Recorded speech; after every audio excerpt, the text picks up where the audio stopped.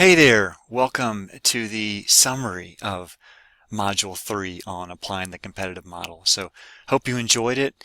It was a lot of demand supply, and we learned about the steepness of the demand curve, making curves that appear inelastic.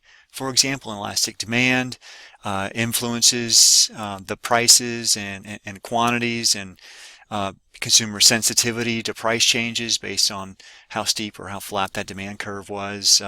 We learned about the price elasticity of demand, consumers responding to price changes. We also learned about how sensitive suppliers are to price changes and learned about the term inelastic, not responsive, and elastic, it means responsive. And we also examined the relationship between these elasticities and total revenue. Very important that you understand that consumers who are insensitive to price changes, they're very vulnerable to companies raising the price on them to collect more revenues. And likewise, consumers who are sensitive to price changes, price increases don't go over very well for such consumers. And of course, in the long run, consumers have more options, there are more substitutes. So we find the price elasticity of demand becomes more responsive or more elastic in the long run compared to the short run.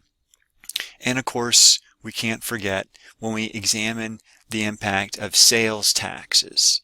This isn't good for consumers because they're going to have to pay more if there's a tax. Isn't good for the producer because they're going to receive less. And we also learned in this chapter that it doesn't matter who you tax, the buyer or the seller. It's bad news for both buyers and sellers. They get the same result at the end of the day, whether you tax a buyer or tax a seller. The same impact on welfare, the same impact on the new price that consumers pay, the same impact on the price that sellers receive. So the only winner when you have a sales tax, of course, is the government. They collect some revenue. So sales taxes also lead to something called a deadweight loss, so something we don't want. But that was our quick overview of Chapter 3, Applying Demand and Supply Modules. So I'm glad you made it through, and congratulations.